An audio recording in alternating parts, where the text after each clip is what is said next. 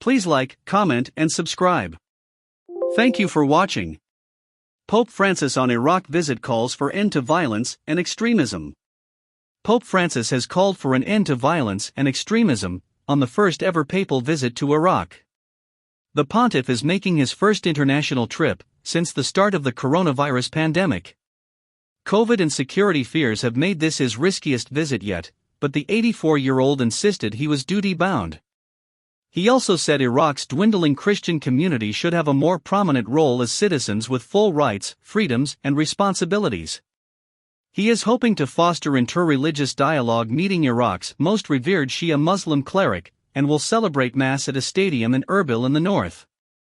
About 10,000 Iraqi Security Forces personnel are being deployed to protect the Pope, while round-the-clock curfews are also being imposed to limit the spread of COVID. Iraq's PM Mustafa al-Kadhimi greeted him at the airport, with a red carpet, Iraqis in national dress, and songs from a largely unmasked choir. Hundreds of people lined the airport road as the Pope's convoy, heavily chaperoned by police motorcycles, left for the city. But the Pope was seen to have a pronounced limp, suggesting that his sciatica condition continues to bother him. Rich Christian heritage. In a speech after being welcomed by Iraqi President Barham Saleh, Pope Francis said he was very pleased to come to Iraq, which he described as the cradle of civilization.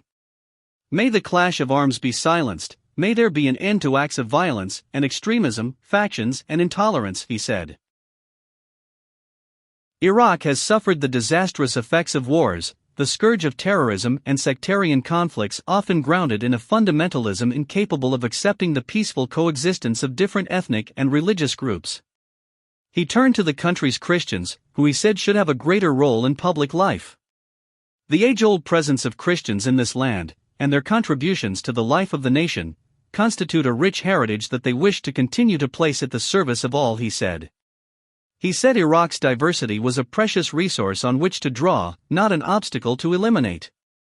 Pope Francis later went to hold Mass in Baghdad's Syriac Catholic Church of Our Lady of Salvation, targeted in an attack in 2010 by jihadists which left 52 Christians and police dead.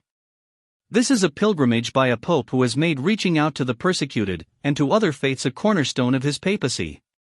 Pope Francis's trip is rich in symbolism, but fraught with danger, not just the security concerns of a country torn by inter-religious and sectarian conflict, but also in the midst of its highest infection levels since the start of the pandemic.